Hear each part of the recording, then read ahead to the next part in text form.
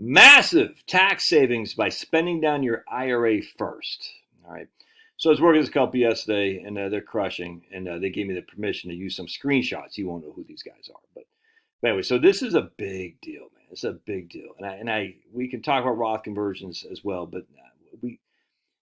I think a lot of people they love the idea of Roth conversions, and I've contributed to that with my books and videos and whatnot. But remember, the point isn't Roth conversion for the sake of Roth conversion. The point is to get money out of our pre-tax stuff while we're married filing jointly. Right, that's the point. The point isn't to get it tax-free so much as to reduce it. So if you have, for giving an example, let's say we have $1 million right there of tax-deferred stuff. It isn't so much that we want to go over here in a Roth. That's not the end goal necessarily. I mean, it could be, but it shouldn't be. The end goal is really to get this lower. However we get it there, we can do it one of two ways. We can spend it, or we can put it to Roth.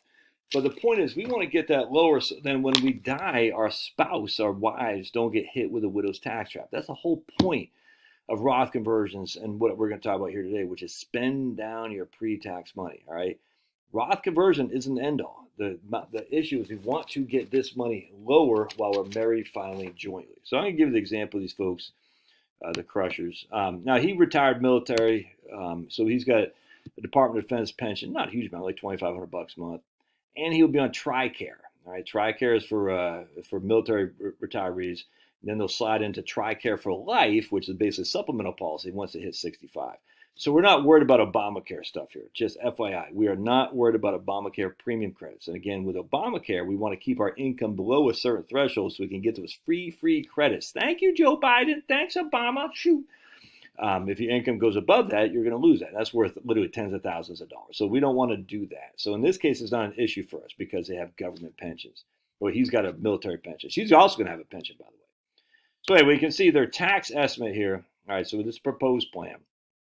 And what's happening here is they're spending down right here. They're spending down their cash accounts right here. That's why. So they're working. They're making good money. They work. It drops like a brick in water. They got their FICA. They got their state. They got Sniffy Joe's tax.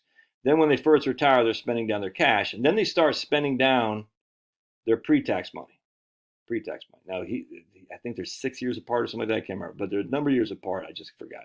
That's when he dies, and she's a widow, I guess. You can see a little bit of jump up in her effective tax rate. So they're always going to be at a basic 20% effective tax rate because they got so much in pre-tax stuff. Now they've been working on the last couple of years, but it's not really going to move the needle too much. I mean, it helps, but it doesn't move the needle too much because they got so much money in pre-tax, and she's got a pretty good pension as well, plus Social Security. So they're never really going to get out from underneath the 12% effective in terms of tax bracket. Essentially, here's a 20% effective tax rate, which is still pretty good when I show you what kind of income they're going to have. So here's the proposed plan. Actually, this shouldn't say proposed. I changed afterwards. But here's the proposed plan. We're actually going to live off our post-tax stuff right here. All right. So here we're going to let me just go back. Here we're living off our cash. Here we're living off our brokerage and our Roth. You can see that right there. We're living off our brokerage and a Roth. And this is what you'd want to do if you're worried about Obamacare premiums. In this case, because we don't have to worry about this. But now what happens is once the Roth and the brokerage, all right, sweet. Let me pause real quick. The Roth and brokerage are exhausted. Now they're in a 20, 22, and then she's getting up to be a 27% effective tax rate when she's a widow, because that's the widow right there when he dies. So again, we have a decreasing effective tax rate versus an increasing effective tax rate. Let me show you what it looks like in terms of income. So, Pablo. Here you can see their income. All right, so I mean, this is 35 years. So don't let my $600,000 of income. Yeah, don't let that. I mean, it's 35 years from now. All right, just FYI. But anyway, they got $742,000 of income when they're married filing jointly, and they pay $177,000 in taxes. The income drops by $142,000, but the taxes only drop by $14,000. So because of widow's tax trap, there's a widow's tax trap. And the very next year, her income tax, 2 years from now, is higher than it was when he was alive. Her income is still $100,000 lower, but her taxes are higher than what it was when he was alive. That's what happens if you don't spend your pre-tax money first. This is within spending their brokerage accounts and ultimately their Roth accounts first, all right, because they don't want to pay tax on the front end. They said, we'll defer it to later on. That's the widow's tax trap, part and parcel. We lose $100,000 of income, we pay more tax because a single taxpayer gets screwed relative to married filing jointly. Now, if we do what I say, which is to take your pre-tax money first, you'll see there's still a little bit of a widow's tax trap in terms of there's her tax right here. It took 4 years, 1, 2, 3, 4, to have more tax than when he was alive. And her income is right here, 570. So her income dropped by $80,000, $70,000, something like that, and her tax dropped by about $10,000. So there's still a little bit of a widow's tax trap, but not nearly the extent of right here. Look at this. We're talking 177 and 178 with an income to drop of let's see, $140,000. That's the widow's tax trap. And frankly, the total tax savings in this case, because they're spending down their pre-tax money first, is over $500,000.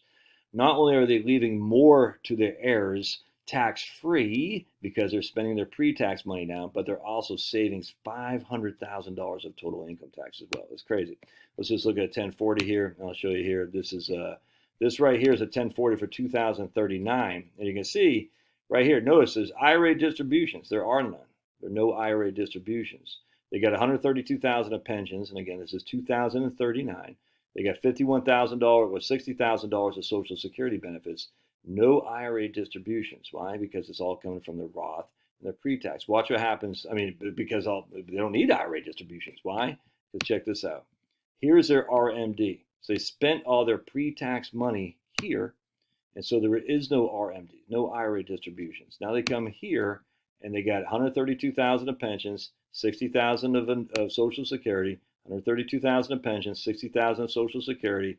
Here they get $132,000 of pensions, $60,000 of Social Security, and $90,000 of RMD. So you got $42,000 of taxes. This is because they're spending down their post-tax stuff first.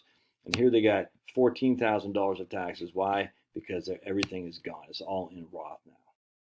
And Roth don't flow back to their 1040. IRA distributions, that's not including a Roth. Roth doesn't flow back here. You want to save a boatload of tax? Spend your pre-tax money first. Again, every situation is different, but I'm telling you, man, don't make the mistake like, I'll spend my brokerage account first. No. In fact, I was working with my man the other day who's in my business. He goes, that kind of goes against the typical financial planning. I said, no, typical financial planning in this case is just wrong. All right, love your thoughts. God bless. We'll see you.